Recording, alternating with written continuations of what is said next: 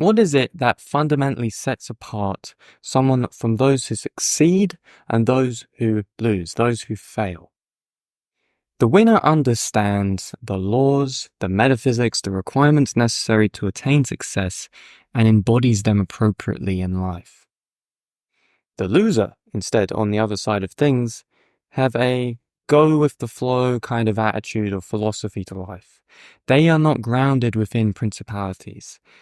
This leads them obviously to lacking any form of decisiveness. And when you lack any form of decisiveness and integrity with your actions, this causes you to become vulnerable to the inevitability of failure through emotional personalization and insecurity. And this is the fundamental issue that these types of individuals face when it comes to what makes a winner or what makes a loser. Ultimately, the choice of attaining success is down to whether you choose to have an emotional attachment to the inevitability of failure or not, or if you choose not to have an emotional attachment to it and internalize it in all these different ways. That is the fundamental deciding factor of whether you win at things or whether you lose at things, whether you have discipline, whether you have consistency and you go through failure and you learn from it, or you fall prey to failure itself and personalize it to being part of your identity. For example, a common trope that people who lose at life or at least give up in life is that they think that successful people only succeed because they somehow got lucky by chance. There was just some fluke of nature that just caused them to be successful. But this really is evidence to their weak-willed mindset. Now, why am I about be asking this? Is the reason why this is because luck for the loser is perceived as a miracle.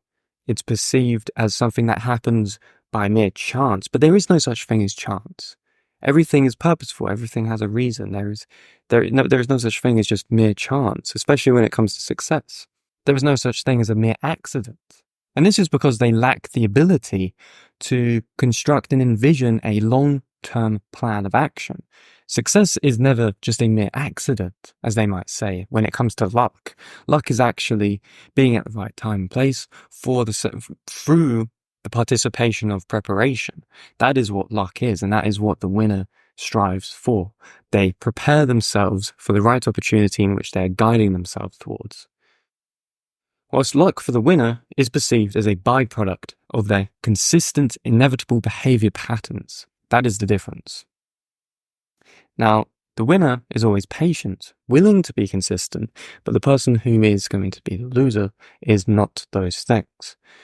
Yet, if anything, usually the successful person has gone through more failure than the loser ever has, because you have to go through failure to become a winner. You have to succeed and overcome the hurdles of life and not personalize them. The successful individual never chooses to internalize failure as a definition of themselves. This is why they succeed. They never subdue their subconscious mind with beliefs of self-deprecative BS that undermines the objective truth of their human potential.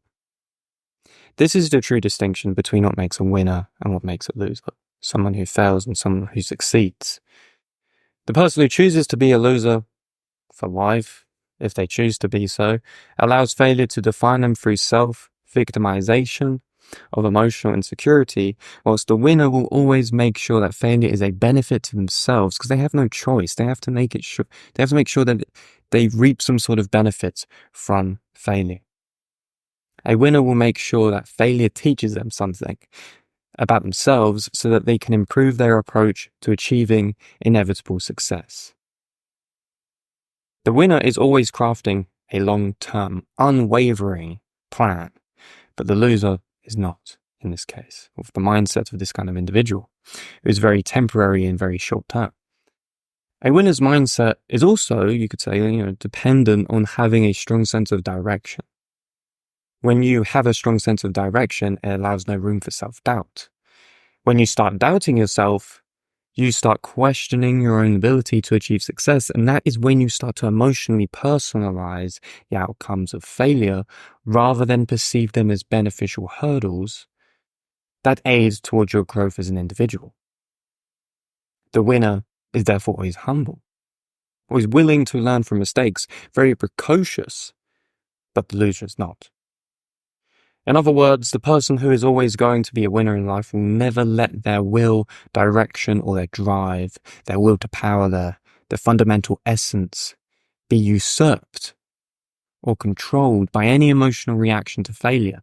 That is why the winner, or someone who is a great leader, for example, is always stoic in their adequate, appropriate, proactive response, and not reaction to any given situation of failure, or even mistake, or even problem solving.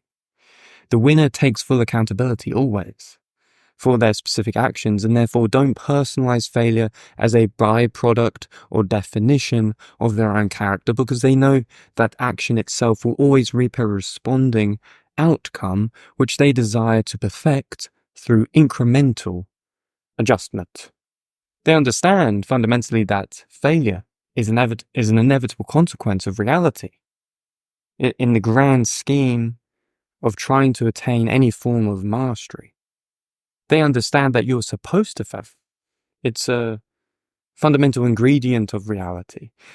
And they never perceive it therefore as a personal attack against their own, being. You're supposed to fail. It's part of reality. That is part of the equation to life. It is a fundamental ingredient to the recipe of reaching towards wisdom, reaching towards truth, reaching towards an understanding of a highest or higher good. You have to fail to learn. That's how it works. Therefore, it is your response to failure and the way in which you perceive yourself as a self-autonomous individual which dictates your direction as a human being.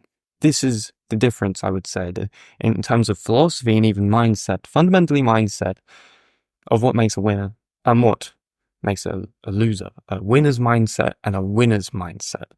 So if you resonate with this video and you enjoyed it, make sure to give it a like. If you find it interesting, trying to understand, what actually makes someone successful, how does someone succeed and not fall prey to issues or forms of interpreted negativity because someone fails at something, and you resonate with this video, make sure to comment your thoughts down below. Tell me what you think in the comments section. And of course, if you are interested in any form of coaching, mindset, mentorship, or anything of the like with regards to overcoming bad habits, overcoming self-limiting beliefs that you tell yourself that are intrusive thoughts, anything of that nature, you want to improve your accountability, you want to improve your discipline. If you are a professional or want to be professional, and you want to approach these things in a very professional way with regards to accountability, discipline, and things of this nature, then book in a free one-on-one coaching call with me and we can get underway with that and see where your issues lay or where your issues lie underneath the surface, so I can see if I can apply any of the methods that I know or techniques that I have learned through philosophy, psychology, to your issues at hand, so we can build a good accountability action plan. So if you are interested in that, make sure to book in that free one-on-one coaching call, and I will speak to you in the next video. Thank you for watching.